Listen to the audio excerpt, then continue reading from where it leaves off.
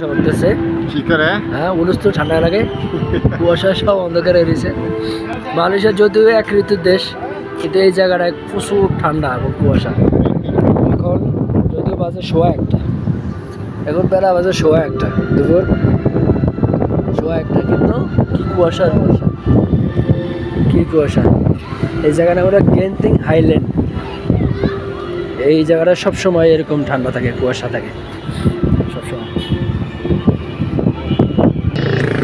Bisa jaga, bisa usaha milia.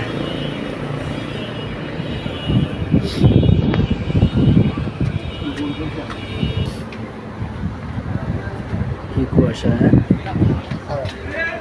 বাংলাদেশের মতো, বাংলাদেশে পৌষ মাসে যেমন শীত, ঠান্ডা, কুয়াশা এরকম। কুয়াশার কিছু দেখা যায়, কি একটা অবস্থা। কুয়াশার ভিতরে একটু রোদ্র উঠছে, রোদ্রে ছায়া, একটু রোদ্র ওঠে, আবার এই কুয়াশা, রৌদ্র জায়গা, এই আর কি। আমরা এখানে কত উপরে যাচ্ছি বলাই যায় না। পাহাড়ের উপরে বিল্ডিং, মার্কেট, এরা সেরা অনেক কিছু করে রাখছে। এখান থেকে দেখা যায় নিচের কি অবস্থা, কত উপরে আমরা, কত নিচে বিল্ডিং, ওই যে ছোট ছোট বিল্ডিং দেখা যায়। তোরা বোঝা গেল আমরা কত উপরে আছি, কুয়াশার জন্য কিছুই দেখা যায় না। অনেক উপরে আমরা,